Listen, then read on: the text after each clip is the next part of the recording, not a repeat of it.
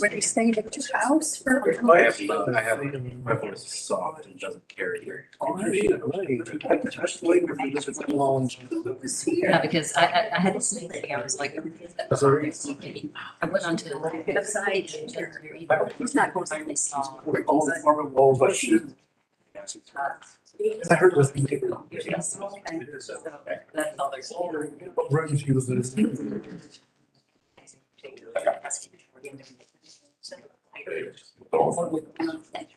Celebrate. You did one. I don't know. I wouldn't be there. I don't know what's in here. Being sick on the boat and everything. Oh, I'm not either. Yes, I'm just. She doesn't. She doesn't know. Yeah. It's really stuff. I think.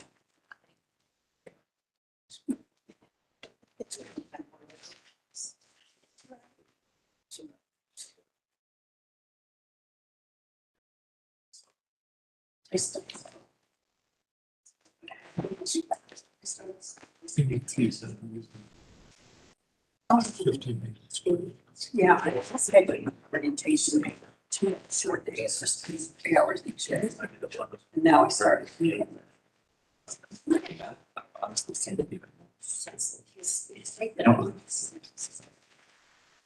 don't look there.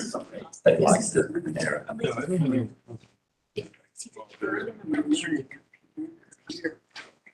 It's really frustrating. Oh, right. Okay, good evening. We'll get started. Welcome to the June 2nd, 2022 meeting of the Athens-Clarke Planning Commission. For those of you viewing the meeting remotely, you will find the meeting agenda with YouTube meeting address on the Planning Department website at acgov.com/planning. For those of you viewing the meeting from the auditorium, on the table by the door, you will find a sign-in sheet and copies of tonight's agenda.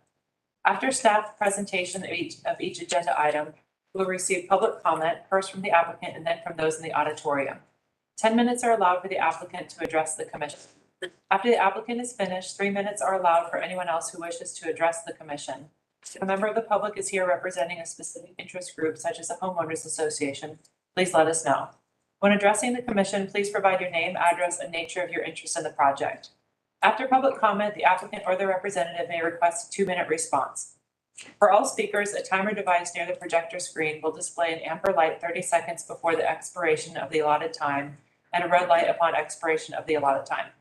Once the public hearing is closed, the Planning Commission will proceed to discuss the item. We'll receive no additional public comments unless requested by the Commission. Exhibits may be displayed by the applicants or public at the podium. Written correspondence received by noon yesterday has been forwarded to the Commission and is part of the public record. Any additional written materials to be placed into the record must be read during public comment within the time limits previously stated. Please direct comments to the Planning Commission and not to the applicants. Please refrain from applauding or jeering the speakers. Finally, please note that the microphones in this room are very sensitive and that the meeting is being broadcast live. Please turn off or silence your cell phones. Okay, we'll start with introduction of staff reports. I would entertain a motion to introduce those reports. Second. Did you guys hear that? Yeah. Okay, all in favor, please say aye. Aye. And opposed?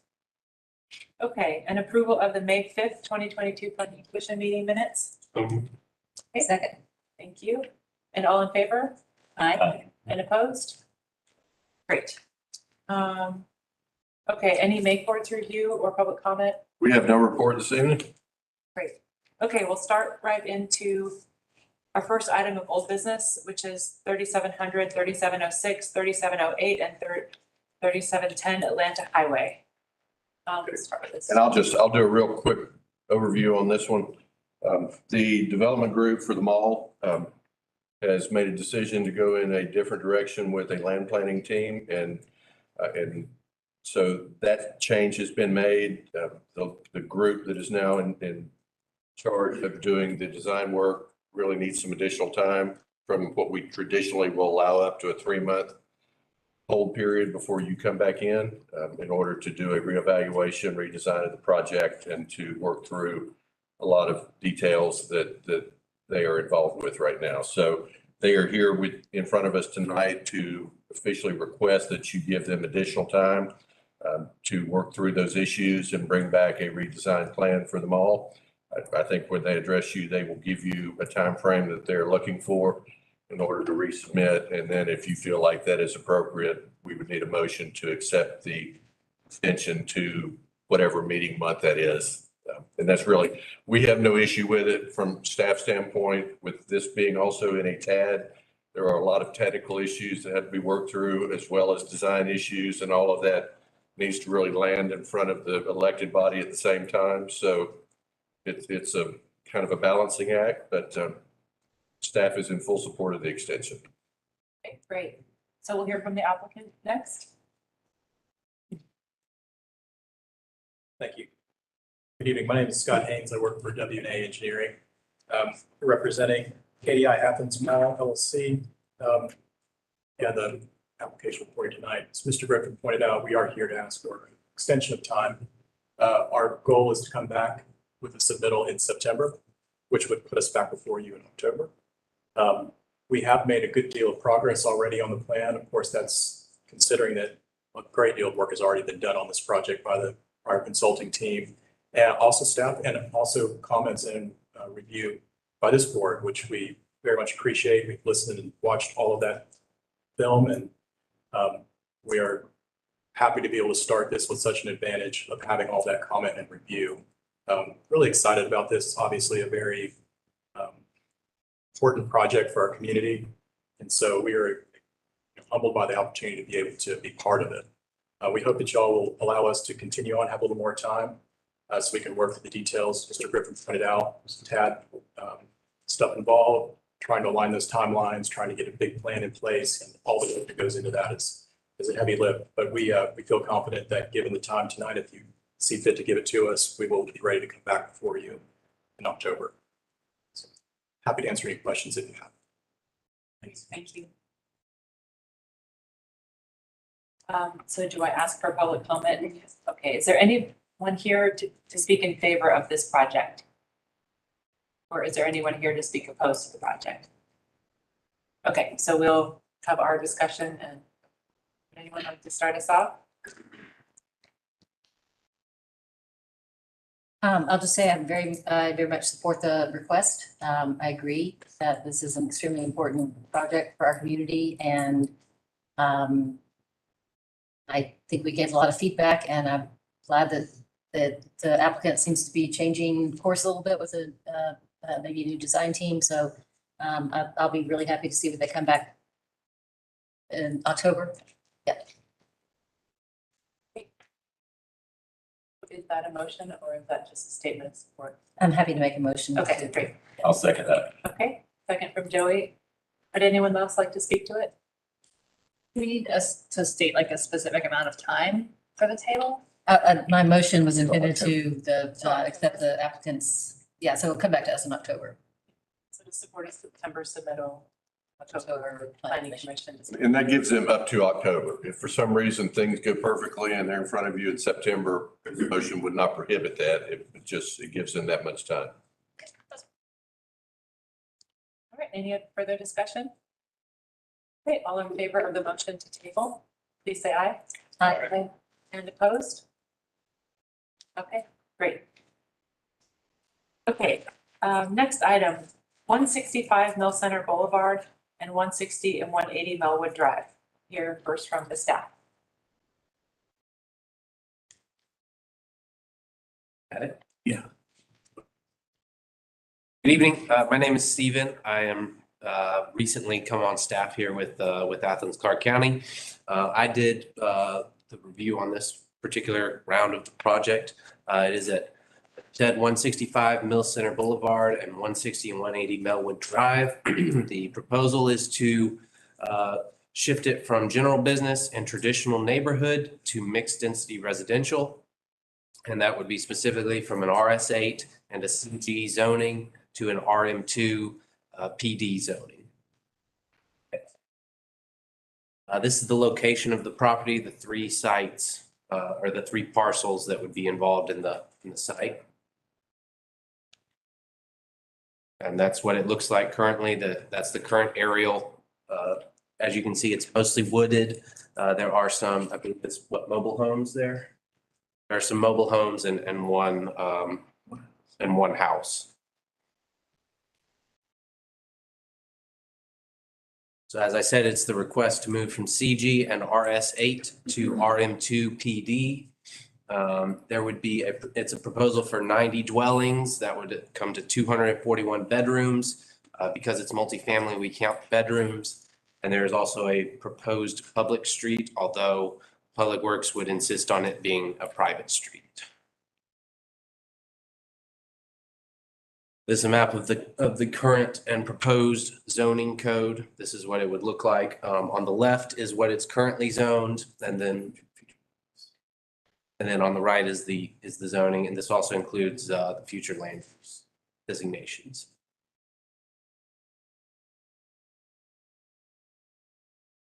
You could go back one. And then below that is RM1. There's CG commercial up towards Atlanta Highway, and then over here on the right side is residential, single family RS8. So that's the context. This is the current site plan. You would have you have the main entrance there. That is what they are proposing there for the public street, that middle street there. Public Works has indicated that because it would only serve one property, they want it to be a private street. It would connect from, is it Mill Center on the left to Melwood Drive on the right there?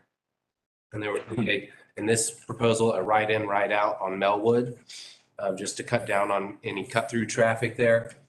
It's virtually all the same product as far as the housing. I think there's two architectural designs proposed, and it's going to be organized as one main street there and then two alleys.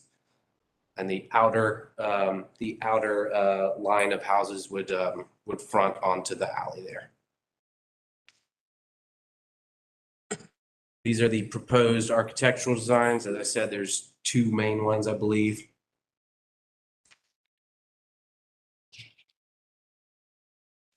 Our staff recommendation is to table the project right now. There are some significant things that they need to do from a technical standpoint to get into compliance. We have some thoughts for the Planning Commission to consider. We have an introduction of a multifamily use along both Mill Center and Melwood. It is worth noting there is multifamily across Jennings Mill there. It would also more or less change what we previously discussed was intended to be more commercial and industrial and shift it to residential. Some of the technical things is they need to provide a water and sewer capacity evaluation and a stormwater concept meeting. Those things are through the public utilities. Like I said, Athens-Clarke County does not accept public streets that serve only one property, so this would need to be a private street.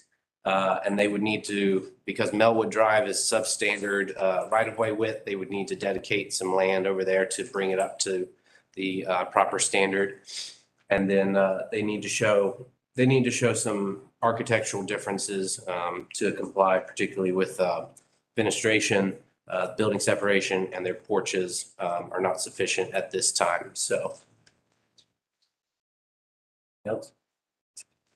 So that concludes that particular proposal.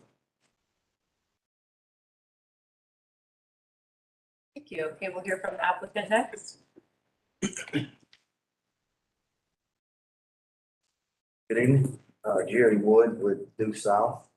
So I'm here to present the workforce housing project that we've been working on, and feel like we're really close and feel like we've worked through some products and have got two really good products, 1 2-bedroom that's approximately about 1,200 square feet, and a 3-bedroom that's about 1,650.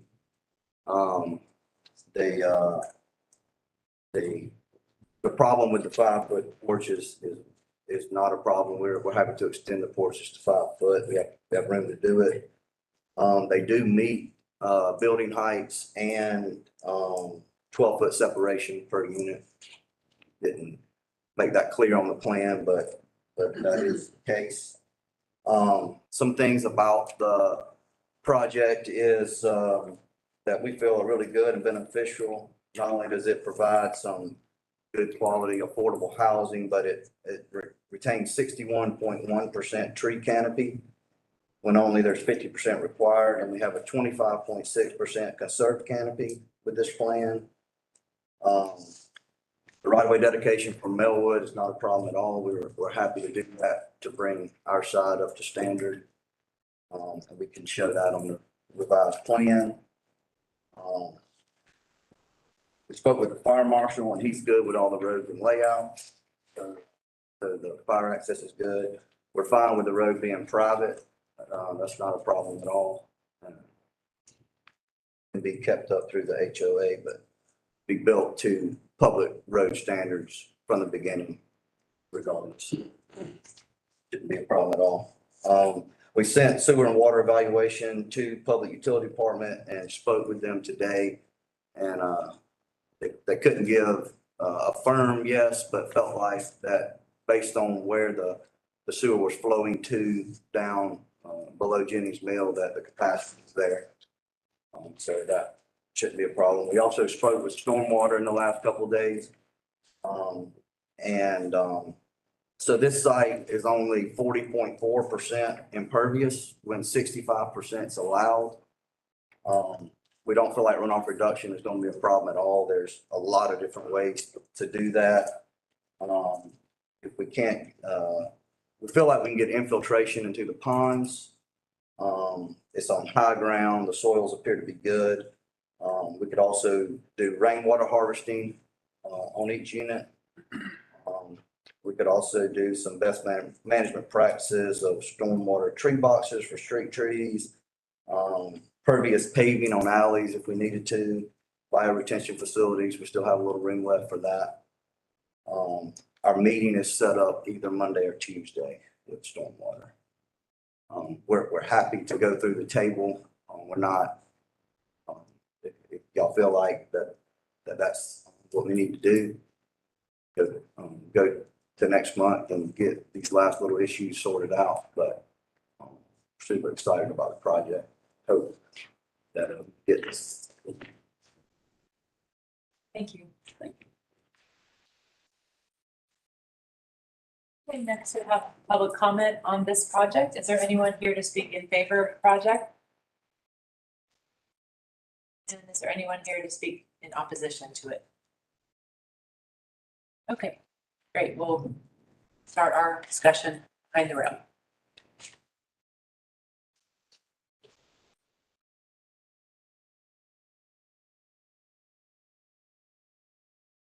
Oh, no.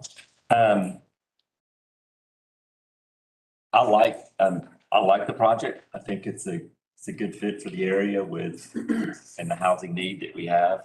It sounds like Mr. Wood has looked at the items of concern that the staff has brought forward and is willing to get those addressed.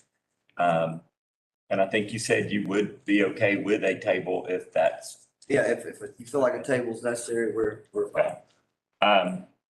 I mean, obviously I would want these items met and, that staff has recommended, but I do think that this project, I like the 3 bedrooms and the 2 bedrooms, the way that it sits, and it's in a good spot. So I like what's been presented so far.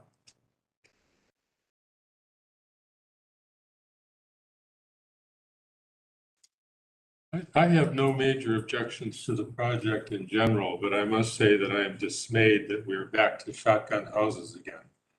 I think that that's going to be an inhibiting factor for people wanting to move into an area like this. And I would urge you to widen the houses. But 14-foot wide houses are pretty tiny. I don't worry about the total square footage, that's fine, but 14-foot footprint is pretty tiny.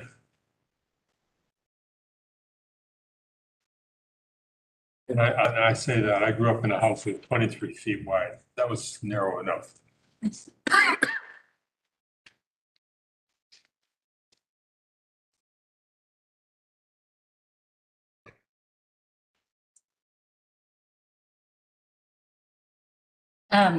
I mean, to Jim's point, yes, 14 feet seems really narrow. Uh, But I've certainly been in apartments where that's the width. I mean, these, you know, these are different because they're detached, but, you know, I do think that this type of housing meets a need. I say that intuitively more than anything else. I'm not a real estate professional. But it does seem like a particular kind of housing. I'm a little confused from reading the applicant's report about some for rent, some for sale. Could you address that? I'm in favor of the motion to let you table, but, what's? Sure, I'd be happy to. Just in my. Yeah, thank you. So our intent is to build the houses and sell them as condo units, with an overall HOA, or management group taking care of all the grounds. So all the grounds look the same, stay the same, stay landscaped nice. So it would be, ownership of an individual home, all the grounds and being taken care of. The only thing about that is it's a fine line of getting appraisals done that meet, you know, the sale price of where they need to sell to be profitable. And so, and just the unknown of where the market's going to be at that time, of interest rates and affordability of, so, we want to build them, we want to sell them as individual units, but just worried about, if we get like, if for some reason they were to put a stipulation where we were unable to rent them, unable to lease them, and we were also unable to sell them for whatever amounts of reasons, you really reduce your ability to obtain capital to build the project. Okay, so you're just holding out the here's what you want to do, but you want to have this other option. And Right. in case of rental, there would be a single management company that would. Right, exactly. Rentals. And so, from an investment standpoint, you're looking at about 16 to 18 million to build it all out. So if I have to raise that capital. So from a capital investment standpoint, it's high risk if you build them and they're unable to lease them. So it makes raising the capital to build a project extremely difficult. Okay, I understand that. Makes sense. Yes, thank you very much. Yeah, I think that you're good. Thank you. So I think that cleared up that question pretty well. I do think that one thing this project has going for it, and I guess, again, I'm just addressing use as we're moving toward a table. It is close enough to Atlanta Highway where I can see it as, you know, part of an area that has commercial services, it has, you know, stores, shops, whatever. So it's, you know, I can see residential going in here. I guess that's really all I have to say. I don't quite have the problem with shotgun house design that Jim has, but it's true. These are a lot of skinny houses very close to each other, with 241 bedrooms. I don't know if the market needs this or not, but I kind of suspect it does. So yeah, I'll stop there.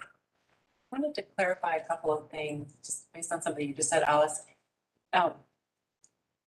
The applicant is not asking the table, the staff is. Right. Just to be clear on that. Thank you. And then also, for staff, a PD can or cannot stipulate the, whether something's owned or rented. I mean, we're just out of that game completely. Like it's. I think trying to regulate homeownership versus rental through zoning is, I would tell you that we would tell you it's off limits. Yeah. Don't go there. Okay. If they want to do it through an HOA or through covenants that are privately enforced, that's different, but you know, the government doesn't need to be knocking on doors asking if you own it or if you're paying rent. One thing that I would maybe add to the discussion, and I think I'm generally in favor of a table, is, because I think that the staff concerns, the sort of technical piece with stormwater, getting the street situation figured out, maybe could use another month or so to address that properly. I'd feel more comfortable, I think, coming out of this body that those things are better sorted out. But the other comment I would make, I think I made some version of it, in the various times we've seen this, is that when I look at this, I think, if nothing else, I'm sort of curious to see if this will work. I think, you know, whether or not people want to live in a 14-foot wide house, see what the market does, if you're willing to, you know, explore that option and take that risk. I am very curious about it, but when I look at this, I sort of think like, okay, so if I was interested in living in this kind of development, what would make this work for me? Because you're sort of asking people to live in this denser, almost apartment-like, but not shared walls setting. And my guess is that I'm kind of back to sort of the amenities and the quality of life. So making sure that those, maybe making a provision for there to be a walking path in that green space, or making real sure that those stormwater, that real thought is put into the stormwater management facilities as something that could actually turn into sort of an amenity, something nice to look at to people who live there. It might be that people who live in this kind of setting might be interested in sort of a clubhouse or a community house or a pool or whatever it might be. So I guess I don't know that, I'm maybe not really even suggesting that to change your PD, because I do think those things I'm saying have a real effect on bottom line. So may or may not actually be possible or feasible, but as far as sort of the style of development, it's unusual and it's out there, and I feel like you have, the applicant has, really tried to sort of listen to our feedback and make it work. So, I guess I'll just end with, I feel somewhat like some of these technical issues still use a little bit more time before we do anything. That's sort of my thought. Joey? I have a question. If looking at the 5 conditions that staff has put out that he says that they're addressing, but if we attach those to a motion, would it need to be tabled if that's the conditions they're working out anyway? Basically, they're working these conditions out. Why would it come back to us if we're looking at it based on these conditions? Could we approve it based on those 5 conditions? I mean, the biggest issue in that is probably the stormwater concept meeting, that if what they've got shown, that Public Works feels like it's not going to work, then that you're getting into everything moving. Okay. For that, water and sewer evaluation, they either have it or they don't. If they don't, it's going to stifling the project anyway.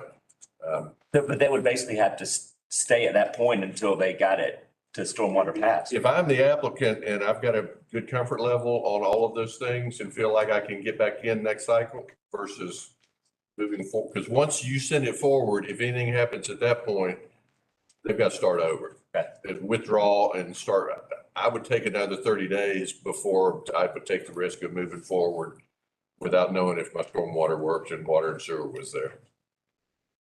And really, we're here just to see if y'all have any other comments to the project. I should have said that up front. Yeah. And seriously, the only other comments I would have would be, like the walking paths through the canopy area of the green space. I mean, just.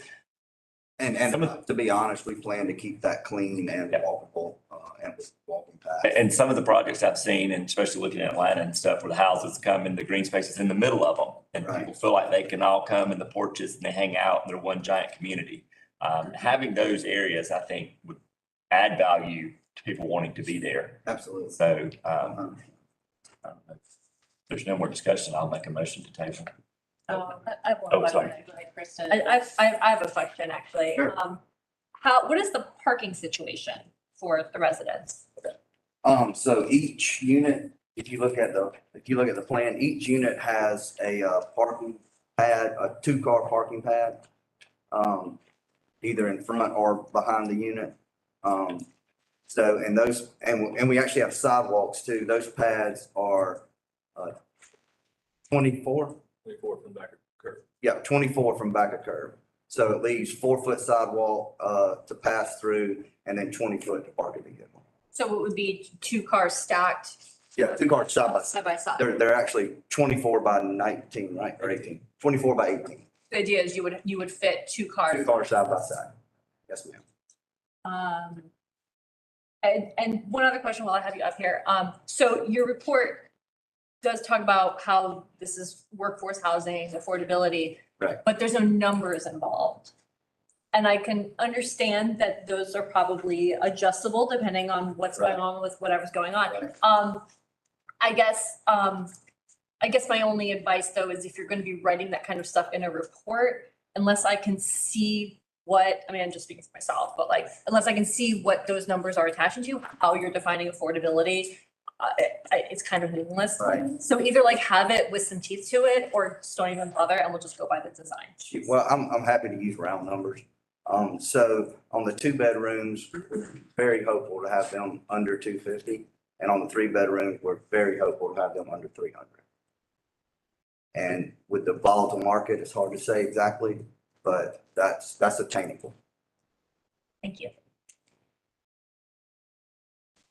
Katie, did you have a comment? Yeah, I wanted to mention the positives. I like the tree canopy saved, and the whole idea of more smaller units. I think that is what Athens can use, and that will cap the price to some extent, which is good.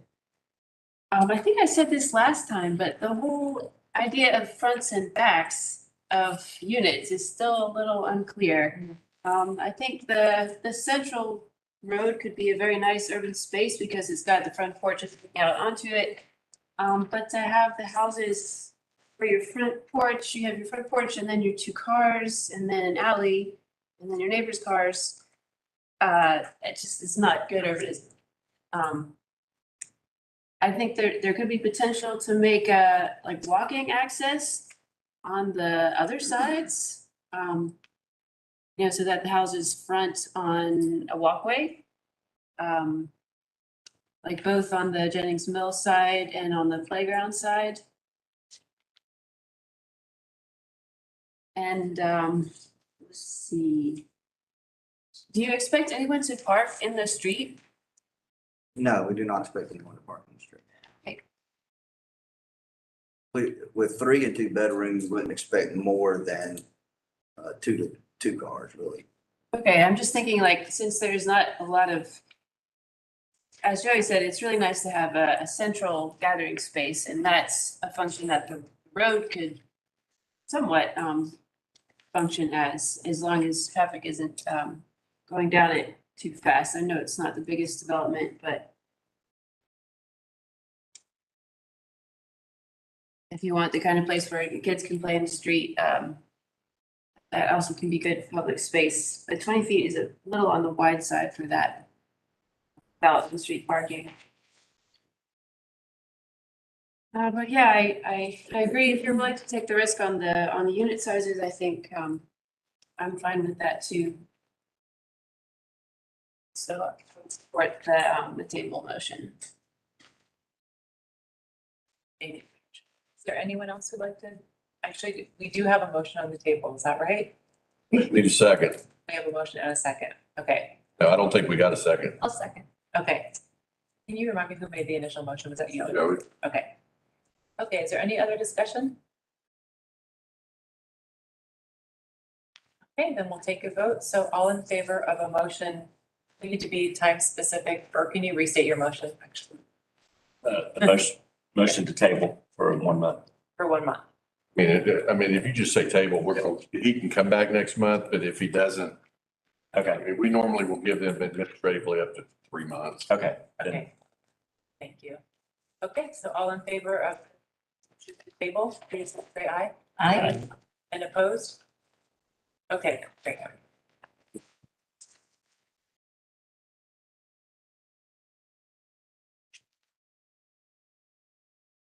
Okay, the next item is 286 and 296 Classic Road. Start with staff. Okay. This is a new development review for you. This is Classic Road. It's also at the intersection of Classic Road and Jenningsville Parkway. And we have three items tonight, three decisions: a future land use change, a zoning change, and a special use permit request. The future land use would be from general business and employment center to general business by itself. The rezoning would be from employment industrial to commercial general. And then there's a special use request for ground floor residential in the commercial zone. In location at the intersection of Janesville Parkway and Classic Road. There are 3 parcels involved. Currently, there's a couple of homes on the site, primarily large lots, a lot of wooded area. And so the proposal is for 102 dwellings, which is 264 bedrooms. And also about 5,000 square feet of commercial space. Proposal right now is to have 2 buildings of 2,500 square feet apiece. Future land use would go, again, a split future land use. So we have the general business and employment center. And the idea is to go to completely general business, which is in the area. It's just adding on to it.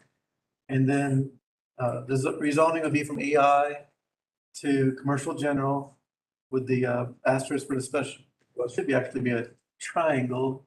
Yeah, it's a triangle. Sorry, I'm strong with glasses. It's a triangle for special use permit. And so the site plan right now the latest we've received is is what you see before you, and the commercial would be in the corner here. There's a little green area right at the corner, and then a couple of commercial buildings. They would share a parking lot with some of the units running Janesville Parkway. And you can see the other attached rows of buildings, rows of units. And there's a little central green area, stormwater's in the back, and there's right now only proposed one way out. We actually require 2 ways out. So that is something that would need to be revised. But there's a proposed connection to Classic Road. This is actually an open space lot for the Janesville Corners all the way from the last house. And they actually have a strip of land all the way down to the intersection. So but there is an easement for access to the proposed area, proposed property development. There would need to be a couple more access easements because it would be running sewer also through here. And then there's a pedestrian walkway proposed too. They would actually be providing sidewalk along Classic Road to continue the sidewalk, which is in the neighborhood, continue that sidewalk to Janesville Parkway. It's actually off-site, so that's basically a voluntary condition. We have a couple of house plans here, and you can see the garage is involved. So these, like the last one, these would be individual dwellings. But unlike the last one, these would actually be attached in rows of dwellings. And you can see again the other architecture with the garage unit. So we have a few different designs of those. And there is a concern with a general business future land use being used for primarily residential development. Again, as we always mention, and we do have a rapid escalation of large multifamily developments all over the county right now. there is that need of a second driveway access. And the need for adjacent property easements for the pedestrian and sewer crossings. Public Works has asked for a stormwater concept meeting. And there's some other technical comments in the staff report. So as with the last one, we'd like to get some of these items cleaned up and so they can have a chance to fix those and come back at a later time. So we are recommending a table at this time. Thank you. We'll hear next from the applicant.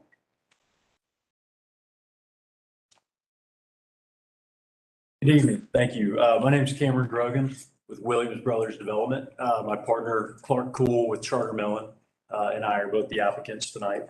Don't know if I can add much from what Rick stated, but yeah, so it's about 11 acres. I know he had it on the map, but here's kind of a pulled out view a little bit, not far from the application we just heard. We had a couple of commissioners and some folks from the staff were able to meet with us about a month ago or so. And we sent invitations out to not only our neighbors at Jennings Mill Corner, but also with the help of our commissioners, some of the neighbors further along.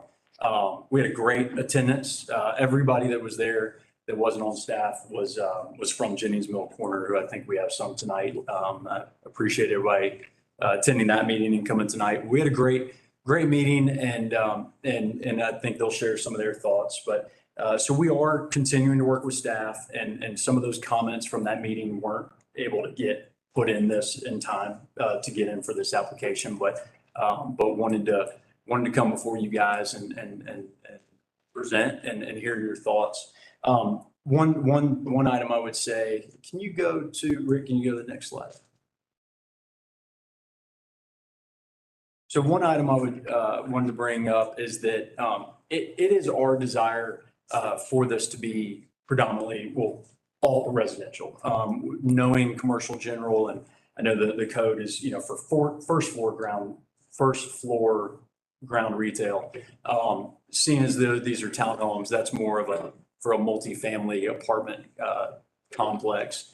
So our idea was to try to give some kind of commercial to fit within the CG.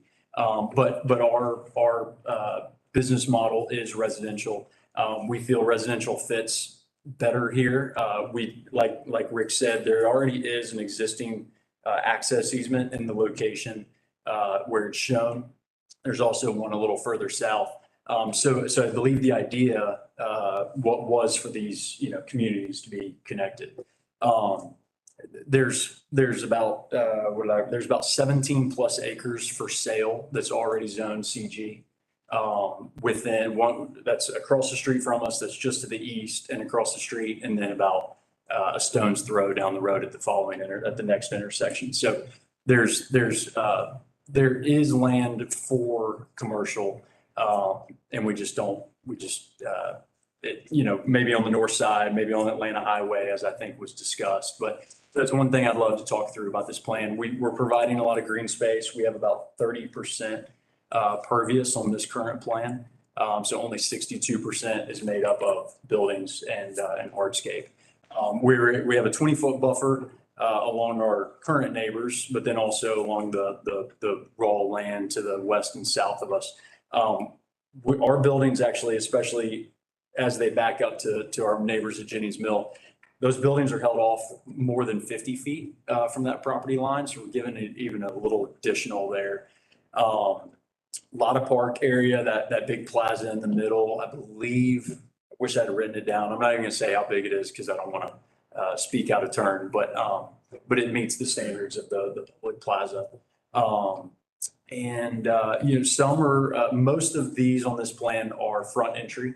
So we'll go to the elevations next, maybe not yet, Rick. And then a few, most in particular, like the ones that are on the south side of the public plaza, those would be like a rear entry. So your front door would face the park, and you would have a rear entry on those. And then, this plan has 5,000 square foot commercial. The one thing I think Rick said that it shares parking with those units to the north, all of these would have a garage plus enough space behind the garage to the sidewalk. So you could have a car in the garage and then a car outside. So 2 cars for each unit, mixture of 2 and 3 bedrooms. So that parking area to the north would be for, if somebody from Jennings Mill wanted to come and play in the park for the afternoon, that's just an open parking lot for that. And also the commercial, if that's a desire. And then I guess Rick will hit the elevations real quick next. Just some example, we would abide, I think I don't want to quote the code, but I know, I think 4 different types of elevations and, or no more than 30 can be the same or something. So we would abide by that. I think I had 4. I just put, the front entry on here just so we could get an idea. So there are more that, front door switches sides and things like that. We're under the height requirement. That's the 1-car garage. That'd be the front entry. And then you'll see the back. The back is just windows and the back door. Then if you go to the next one, Rick. And then that would be your rear entry. So your garage would be on the back and you would enter through an alley. I think the front porch came up. I think these are about a 3-foot front porch and I know the code's 5. So those are some of the items that we could work through with staff. But yeah, we'd just love to get you guys input. I hope some neighbors let you hear their input as well. Yeah, I guess I'll hold my time. I know there's a president of the HOA, so if I can hold some of my time for him perhaps, and then also to answer any questions. Thank you. Thank you. So I think I need to do this in the right order. So is there anyone here who wishes to speak in favor? Yes, partially in favor, partially against. My name is David Ian. I'm president of Jennings Mill HOA. Great. So, okay. Sounds good. Thank you. We'll give him the 10 in opposition, even though he's really not. It's fine. Good evening, everyone. As I previously said, my name is David Ian. I live at 320 Classic Road. It's about the 3rd unit off of Classic Road in the picture up there. But more than that, I'm HOA president. So I represent 119 homes that are in Jennings Mill Corner subdivision that butts up to this property. Preparing for today's meeting, I've had numerous meetings, phone calls and emails with different residents. So it's my intent to share the feelings of the neighborhood about this property. But more than that, I've also, prior to today's meeting, I've been in close contact with Cameron and Clark, who's with him here today. And I was also wanting to speak about them and what my interactions have been like with them.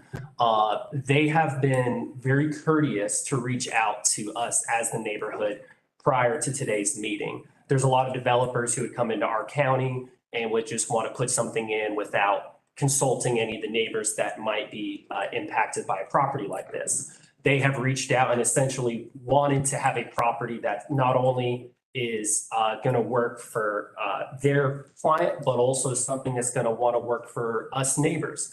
I found them to be very, very courteous, and I would just want the commission or the planning department to know that first off. As I said, the other thing I'm here to share is the feelings of the neighborhood. And if I had to summarize our message, it would simply be this: no commercial, no industrial on this property. No commercial, no industrial on this property. We understand that there's a long-term use for Jennings Mill Road, the roadway. We understand that that was the future land use at a certain time, but the reality is our neighborhood got put into this development and it changes that calculation slightly. We're not asking ultimately for every unit off of Jennings Mill roadway to be rezoned for non-commercial use. That's not something that we'd ask. We understand that that's not reasonable. We're talking tonight about a very specific plan. And it's this plan. The reason this is specific is because it touches our property. And simply putting commercial here is fitting a square peg into a round hole. It's something that if you could put yourself in our shoes or put yourself in my shoes, for example, as I said, I'm the third unit down. When I'm backing out of my driveway and I'm about to pull out to go to work in the morning, I look and I see a Starbucks. I look and I see a Burger King. Essentially, that's what could be going in under this plan. And we have multiple concerns as a neighborhood. First off, it would be our property value. It's easy to see that if this plan goes in with commercial right there in front of our neighborhood, it's going to affect property values. Those of us who bought homes in this area did not anticipate that a plan would go in like this. And in fact, I've had several neighbors reach out to me about this plan, scared, and are considering selling their property. So that's the first concern. Second concern would be crime. I used to be a police officer here in Athens. In fact, I served for 3 years. And I served midnight shift, and I was actually in this zone where this property is and where I live. So I can tell you that the number one concern for property or for crime in this area is burglaries overnight. We used to respond to a lot of them when I was an officer. If you put commercial here right next to a neighborhood, you are inviting those types of criminals who would be there, who'd be right out in front of our neighborhood. And that would be a concern to us in the neighborhood. And lastly, our other concern would be the noise and traffic that it would bring. Like I said, there's nothing feasibly that could prevent this from being a Burger King or something like that. And that would not only bring a lot of traffic to our neighborhood where our kids are out on walks and playing, but also bring a lot of noise. So as I said before, commercial would be fitting a square peg into a round hole. But that brings up the question, what is the solution here? I believe there is a solution for it. In fact, I believe if you open the floor back up for Cameron and Clark, that they'd be willing to share, I believe, what would be a reasonable compromise that I think the neighborhood would be in support of. And it would be this, to allow this to be fully residential, but to possibly turn the front area off of Jennings Mill into a landscape buffer, a large landscape buffer. And I believe that would compromise and make everyone happy for several reasons. First off, it would shield the residential from view of the public roadway. The same way our neighborhood, if you drive by it, and you can see here on the map, our neighborhood is set back as well. You really can't see it from the roadway. The same way a landscape buffer would do the same effect. So there's other commercial that's off of that roadway. It wouldn't be negatively impacted by that. It would just be trees the same way that we are shielded from the roadway. It would be a reasonable compromise. We believe that is a plan that the HOA and the neighbors would be in support of. As I said, I believe Cameron and Clark can speak more into that. And as I conclude, again, I would just ask you to put yourselves in our shoes. We don't want our property values affected. We don't want any concerns about crime and traffic. So we would ask that you consider a plan that has fully residential on this and something that doesn't affect the future land use. So thank you for your time. And if you have any other questions, I'd be happy to answer them. Thank you very much. Is there anyone else who wishes to speak in opposition to this project? Great. We'll bring it behind the rail, and just as a reminder, if we have questions for the applicant, we'll call you back up and go from there. Would anyone like to start us off? Do you want to give him an opportunity to rebut? So yeah, do you want to, you have 2 minutes where you can come up automatically and rebut or respond or whatever you'd like to do. I'm trying to think, there's nothing really I can rebut on that one. No, I just appreciate David and appreciate his kind words and working with them. But yeah, we do, he had referenced another plan and very conceptual, just kind of want to throw it up there. And then, this just came out a couple of days ago. So we would be happy to just do a landscape buffer, along Jennings Mill Parkway. We think that would be consistent. It would be more of a shield, a berm, a barrier. This still has an amenity area. On the last one, we didn't show a pool. This one has a pool. That's something we're still trying to work through. But even if it wasn't a pool, we would still have some public plaza area. This plan also has more rear-loaded units, which is something we're working through, and we'd love to get your guys' opinion on front-loaded versus rear-loaded. Because that does affect some of the things of the plan. But yeah, that's what I would say is that does give you a good idea. That kind of exemplifies what David mentioned on a buffer in lieu of commercial. Okay. Kristen? So yeah, I have kind of a list of questions for different people. But the idea is,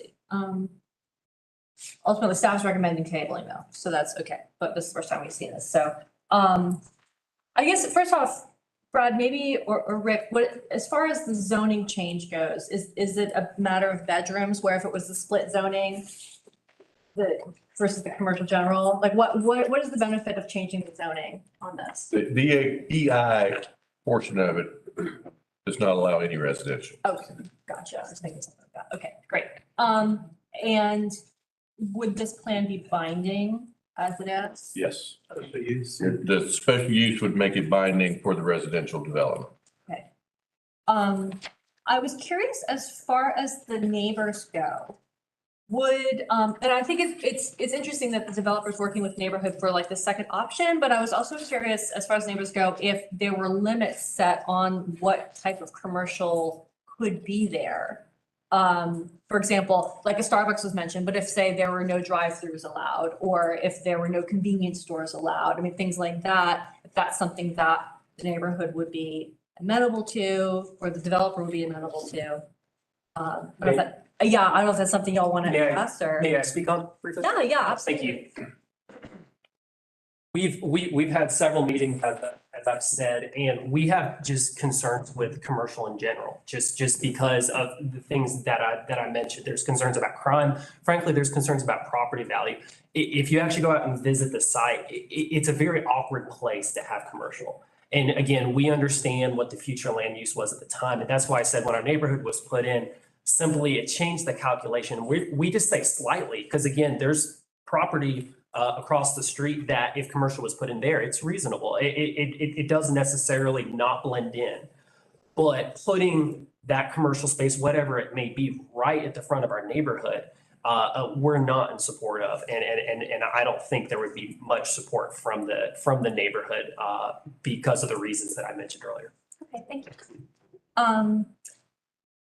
And then I guess, kind of leading into that second design that we saw too, because in looking at the design here, I actually think it's really, I thought this design was actually kind of cool. And I think it's interesting. The previous project we saw was basically the same amount of acreage and similar like bedrooms, but I liked how this plan incorporated the different public green spaces and things like that. But I did have, and this isn't necessarily, I know that I'm not going to solve anything here, but I was kind of curious how the designs lined up with what was noted on the plans, like where the fronts were, where the backs were. Like, you know, we have this pocket park in the middle that looks like you have the backs facing out and the fronts facing in, but I was curious how that aligned with the other ones around the edges, because it looks like it's the same sort of back facing out to the street and front facing out. But then, and then if there's another design, obviously that changes things. So anyway, that wasn't necessarily a question. It was just sort of a statement. So I'm done. Thank you. Joey, did you have what's on that? Yes. Okay. I guess my first comment, I know that you mentioned about no commercial up next to your neighborhood. But this is all zone general business and employment. And that's the problem. I'm all for developers coming in, but when the city and the county puts zonings down and then they rezone in a general business employment area and do a subdivision, then all of a sudden those homeowners are like, we don't want next door. Well, on your other side, it's also bordered with employment and general business. And so I feel exactly what you're saying, but I have heartburn with the fact that that's by right, it should be a industrial type. Now, I don't think a Starbucks or something like that. I mean, I would agree with Kristen, if you take out drive-through and all that, I mean, I don't think that's the place for it. That's more an Atlanta highway, but just a office business, office park type thing where it's, you know, a 9 to 5 or what it may be, seems to be fitting. That's kind of what this was developed for, with a target in mind. So I love the design. I mean, like, I love the design brought forth, and I have no problem with it changing with the buffer up front and shifting things and doing no commercial there. I have no problem with that. I just look at the whole development and I sit here and think, well, now we're going to go through this on the other side. If someone tries to put a big industrial plant or something because of the subdivision that was put in there several years ago, now we're dealing with it around. And so then when we go with the townhomes, we're going to go deal with it. Well, on the other side of the townhomes in this employment area, we shouldn't have employment there. So I think at some point we have to look at this area, and I just have a hard time with this development right here in this spot because of the way this property is already zoned and with future land use. I just have a problem with it altogether here. And you have more of a problem with it than our last application. The last This application, underlying zoning. the underlying zoning for the last application set directly across from residential, and part of that property was already kind of fit and where it was located. This is further in on that road where the zoning this is all one zoning. So, I mean, I think it's a good looking project. That's my comments. Thanks. Anyone else? Jim? I had a couple of questions. One of them was in the color rendering of the site. Are those little yellow squares at one end of the building's porches? Wasn't totally clear from looking at the drawings. On the left hand. You want me to come up and answer now or just wait? I knew you can come up. Okay, gotcha. Go ahead and mention, can I mention Joey's too? I'll get a little response. And then Jim will definitely get to you. And the yellow, oh, I see what you mean. Okay, yes, sir. Yes, sir. Well, I'll just answer that real quick. So I would say, and this kind of answers your question, Chris, the yellow that's front porch, or, I mean, that little rectangle is only accurate in size for unit, so that's not a porch or anything, but that is a good indicator of where the front door is.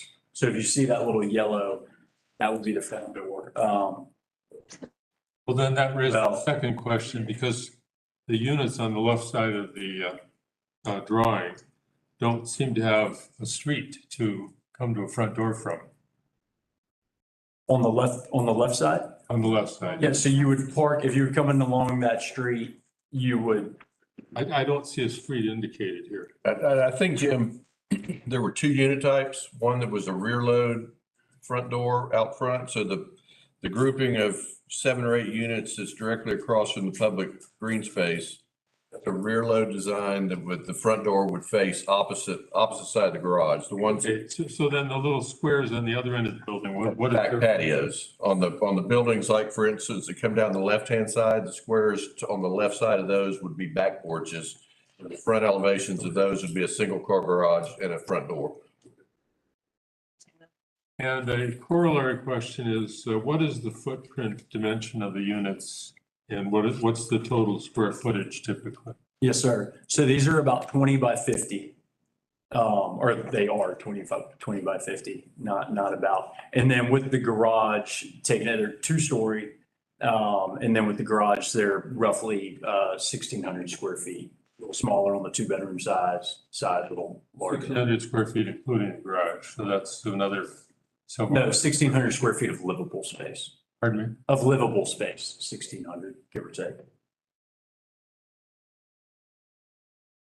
Was there something else you wanted to? Yes, a couple of comments on the commercial front. So one thing, like I said, and this property in particular, I know has been listed for quite some time, had been under contract with another residential developer. I don't think any inquiries on this 11 acres for commercial or industrial. And like I mentioned, about 17 acres around us, also. So also for sale, with CG, not EI like we are. So we just also don't feel that the market has really played out in this corridor for commercial in the past few years. Will it one day? I don't know, but I know that there's a lot for sale, and it's been for sale for some time. So, and then the other thing I would say is I get that there's already CG, there's EI that would be to the west. And then I think Jennings Mill on the other side you mentioned was CG. I think one big indicator here was when Jennings Mill was developed, and it was CG and is CG today. But you didn't have it was already, residential was allowed by right in CG. So only since Jennings Mill Parkway has been developed, residential still allowed by right in CG, but with the ground floor retail has been added since Jennings Mill Parkway was developed. But my thought was when Jennings Mill Parkway was developed, they had the thought to make that cross access easement. There's two easements on there. So the thought, I think, when that was developed and master planned with the community was to allow some access. As far as I believe, I don't believe there's a cross access easement on the east side. I've got the Jennings Mill survey and I'll double check that, but I know that just that alone, I think really, if I were to put an industrial plant there, I would say there would be a big fight to, close down that access easement for sure. But those were just the two, I guess, rebuttals I wanted to bring up on the commercial. Anyone else? One other question. You show a number of parcels without any coloring on the right side. What do you intend to do with those? That's Jennings Mill Parkway. So that's not our property. Go back to that, Rick. No, it's on Classic Road. Yeah. Yes, It's an adjacent. So our property line is kind of those trees. And then like David, who lives in that third home right there. Oh yeah, so. No, that's the other one. Oh. There. Yeah, so those parcels with all the words, those are these neighbors' homes. So Classic Road kind of peels off, we share it, access easement, and then Classic Road peels off and the homes start and they back up to be there. Katie? Yeah, I'm curious to hear about the other design. I guess I had the same comment as the previous proposal in terms of the fronts and backs of units and whether units are really framing a pleasant, walkable, human scale space. It looked like it might be going in that direction in the next design. I'm never in favor of garages in the front facade. So if you do have a alley loaded, that would be great. Just on a totally personal level, I feel like if I lived in the neighborhood, I'd be thrilled to have a coffee shop on the corner with a patio and park. But I never associate commercial with crime. I'd be interested to hear why. I'm happy to respond to that if that's okay. Yeah. Yeah. As I said before, and the reason I was speaking into that is because I used to be a police officer and I used to work this zone. So I worked midnight shift from 9 at night till 7 in the morning. I did that for almost 3 years in this zone. And when you're assigned to this zone, break-ins at commercial properties, there's a common misconception that that a burglar is going to break into your house at night. It does happen, but it's actually more common for them to break into a commercial area to steal cash or whatever valuables may be there. Also, I didn't share this too. I'm also a prosecutor in Gwinnett County, so I work a lot of property cases that involve burglaries at night. So that's frankly the concern that I have. Usually break-ins to residents' homes happen during the daytime. But what my concern and what the concern most of the neighbors would be here is when you're bringing a commercial property this close to a neighborhood in an area where there's already a lot of commercial around where that is the primary crime, you're essentially inviting people that be doing break-ins closer to our neighborhood. And what our concern would be is those people who are around our neighborhood. We broke into this place. Hey, there's a couple cars down here. Let's go break into there. Let's start going into mailboxes. It's simply inviting more commercial type crime and criminals to our area. So that's the argument that I'd make for that. Right, I would just say the idea of a mixed use environment is that just like for parking, there are people there at all times of the day. So basically, it's hard for me to imagine a nighttime burglar. It's very easy for me to imagine them breaking into the commercial strip nearby because it's only commercial, so it's got to be completely uninhabited at night.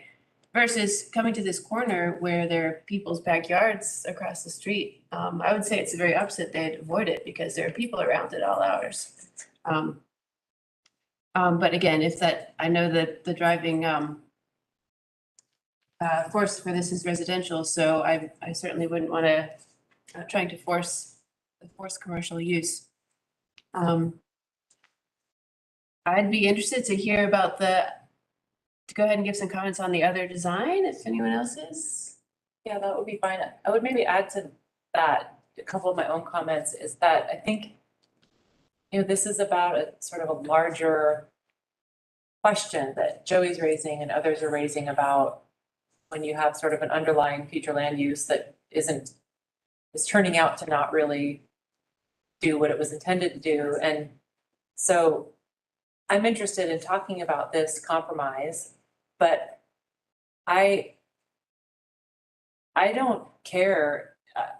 To me, it's either there's, I'm not even sure if this almost seems a little bit more like something that should be a PD request, but I would rather see, I don't really know what that landscape buffer does for anybody. It sort of satisfies the desire of the neighbors to not have any commercial, and that's a kind of a separate question, but either they have to have commercial or they don't, but to me, a landscape buffer, I don't really see the value in, I don't see how that addresses, I think the decision is commercial or not.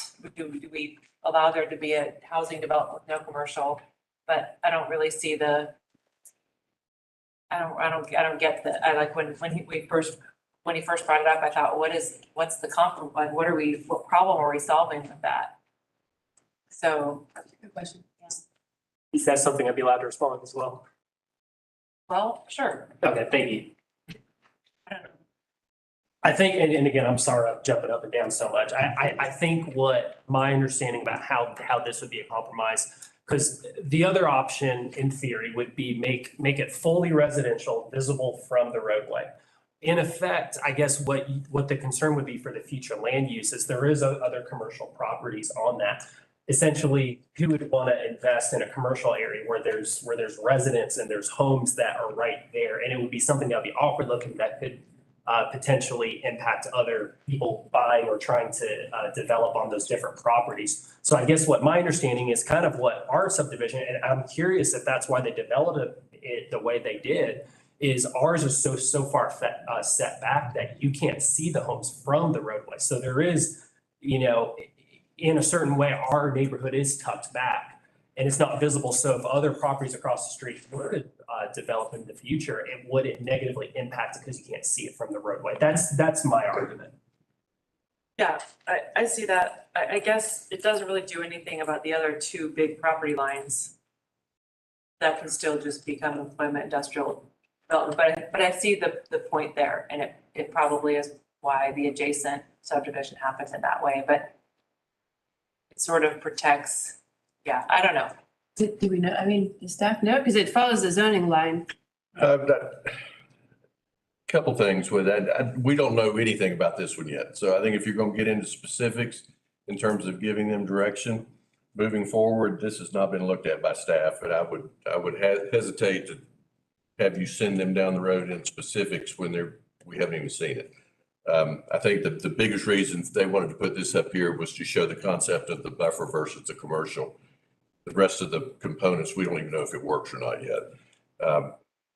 But Would you speak to the question of the the use of having a buffer? And then would you repeat the question again? Is there a reason in your mind, to have a landscape buffer On the western property line? on James Mill Parkway, Not drawing. Instead of, the northern?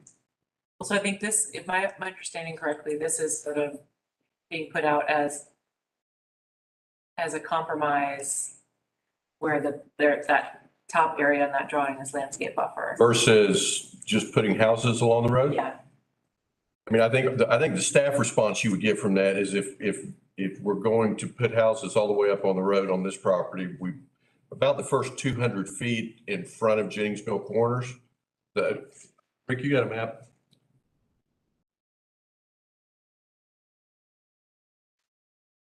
You see there, about the first 200 feet in is currently undeveloped zone CG. Burger King could go there tomorrow. If houses go up on the street on this one, we should go ahead and it may be long-term, that's the direction to move in, but. Okay, that brings up a question to me. In front of this neighborhood that is their buffer, it could be commercial space. Develop commercial general zone. If someone were to purchase it and make it by right. by right. Right. Yeah. Okay, Yeah, it's not part of the study. It's not a required buffer. It just happens to be trees there. okay, all right, because That's the other thing I need to point out and make sure I'm clear with Kristen too, on the way I responded to one of her questions, that the way this works with the process they're going through, there's a rezone you're going to approve and then a special use permit. Those aren't automatically locked together like a planned development is locked together. If you rezone it and you grant the special use permit and for whatever reason, the developer chooses not to build the subdivision, the property is now zoned CG instead of EI, and anything it can go in by right to CG instead of, now that may be preferable to EI, but it is not locked in like a PD gets locked in to where if the developer walks, they've got to come back to amend their plan. I think that's really important, that this is a rezone without a binding site plan, as it is. Well, there is a binding site plan for the purpose of building this. So that's what's so different. We normally go in the other direction with special use permits, and it's normally set up to where a special use permit will allow for a daycare or for a small church to go in a neighborhood. But it can only go there if you do it under the plan that they show you so as to provide protection to the residents that live around it. If they never choose to build the daycare on that property, you could still go back and build a house there like everybody else. But this one's just coming in reverse because it's already zoned for employment and commercial. So, does it affect the property to the west of it if it goes CG? No. I mean, it's now CG instead of EI, but it certainly would affect Jennings Mill Corners in terms of the potential for commercial development. So the special use is for residential use in a CG. That's the Yes. special use. That's what it is here. It's just backwards of the way you normally look at it. Without commercial on the ground floor. Yes, residential is allowed in CG, but has that commercial on the ground floor. And so the special use is to allow residential without it. Right. Without it, yes. so that, to me, that brings up a good point with us discussing not doing commercial up front. By right, commercial could be put right in front of Jennings Mill Corners. Yes. And they're arguing not to have it on the corner, but they can't stop it from going in front of them. So that makes a good point. Why would we limit a developer here when right in front of what they're saying is protected? Now that's available. Jim? There's a corollary point here. The parcels that are part of Jennings Mill Corners adjacent to this development are still zoned CG. And so if somebody bought a couple of those lots, they could convert them to commercial too. By right. Without coming in front of this body, right? So as much as I heard what you were saying, Brad, about that doesn't make sense to get really nitpicky about the compromise drawing, but that makes sense to me that we don't. But I think this larger question of I think that putting this landscape buffer on Jennings Mill Parkway, when you have an entire huge EI property to the west and two CG properties right in the front of the existing neighborhood, it seems a little silly it seems sort of, and just based on glancing at that compromise and looking at this, I want to live here, I don't want to live there, like in terms of what it looked like. Obviously, the current one has color, so it looks nicer, but like, it just seems like, why get into the landscape buffer if it's not really like a solution looking for a problem, kind of? I mean, one of the things that we have recommended that the applicant consider, and this may be something that is not supported either, but as we pointed out in our staff report, we always have a little bit of an issue of zoning to something for a specific, is designated for a specific type of land use, commercial general, and then ask him not to do any of it. If they zone this to RM2, for example, or to a it'd be the same density. It may have some different design standards. If I'm Jennings Mill Corners, I'm probably actively looking at, what would it take for us to rezone our property? It's not the neighbor's fault that live in Jennings Mill Corners that they're zoned the way they are. It was done at a time that you could build subdivisions by right in commercial general zoning. So when they bought their houses, they look like single family like everybody else because they are. It's just the underlying zoning was not something that the developer pursued in order to build that neighborhood. It was shortly after this neighborhood was built, eliminated from the ordinance as a by right use because of concerns over the problems we're dealing with now, but it's not their fault. I was just gonna make just one other quick comment, going back to the question of the commercial. And I don't know if I'm playing devil's advocate or whatever, but I think this is mentioned in the staff report. These commercial buildings are here to just kind of make it a little bit easier for us to accept a entirely residential development in a CG zone where we do have an ordinance that requires commercial on the ground floor. So I respect that the developers and the people that they hired to design this site said, we're asking for a lot. We can put some commercial in here, but this is like, what, 5,000 square feet versus however many thousand square feet of residential. I guess what I'm saying is that it just almost seems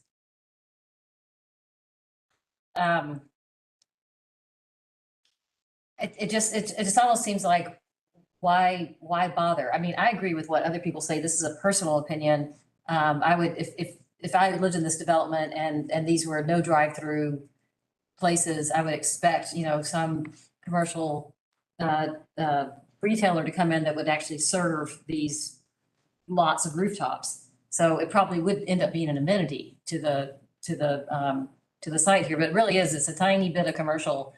So we're already allowing a lot. And I just want to say one other thing, and this speaks to something that the applicant said a little bit ago, that it does seem to be true that this area is not developing in the EICG way that we thought it would. A lot of public money went into building Jennings Mill Parkway, but it is, I mean, all these, undeveloped CG and EI parcels are still out there. So I would almost be more willing to go with an RM2 rezone, even though obviously that creates an isolated zoning district. So I'm thinking out loud. These are just some things to put out. Obviously, I'm going to support the table. I do think that overall this design that we're looking at tonight is an attractive one. And it does have a lot of amenities and green space and, I could see people living here very comfortably. It seems like a lot to be so upset about two very small commercial buildings, but I don't live here, so I'm going to listen to the neighbors on that. Kristen, could we have a motion to table? No, I don't think we do. Okay, so I'd like to start off with just making a motion to table this item. Second. Okay. And yeah, a lot of what I will say, I'm not usually a fan of the isolated zoning, but in this case, it does seem like an RM would be, like, I completely understand the CG, because of everything else around it, but it's such a fascinating thought of like, yeah, we could approve the CG zoning and then this may or may not get developed. You know, it doesn't have to be. So, that kind of fascinates me. So yeah, and I might also just throw it out to the neighbors, like, don't let the boogeyman of crime like deter you from options. I mean, I'm saying I'm someone that lives a block from a lot of commercial stuff and it's only increased my property value. So like, it's really not so bad. Because one could also make the argument that you're bringing in a lot of residential and that invites more crime that way too. So I mean, you get you both ways. So yeah, that's it. Anyone else?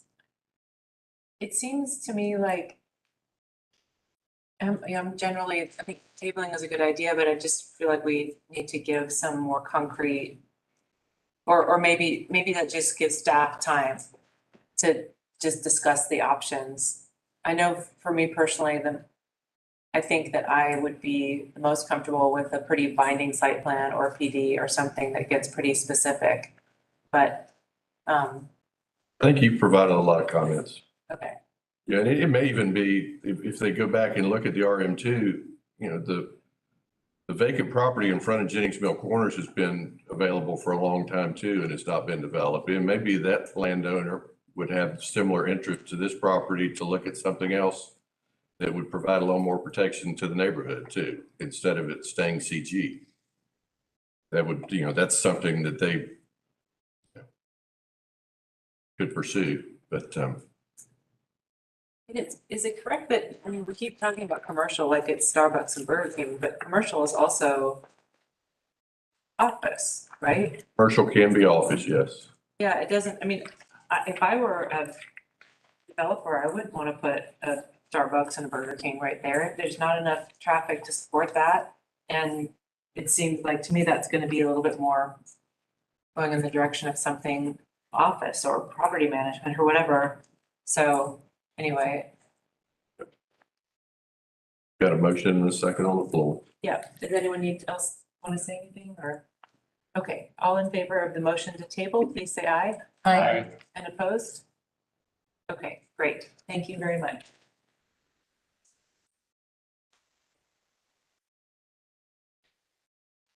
Okay,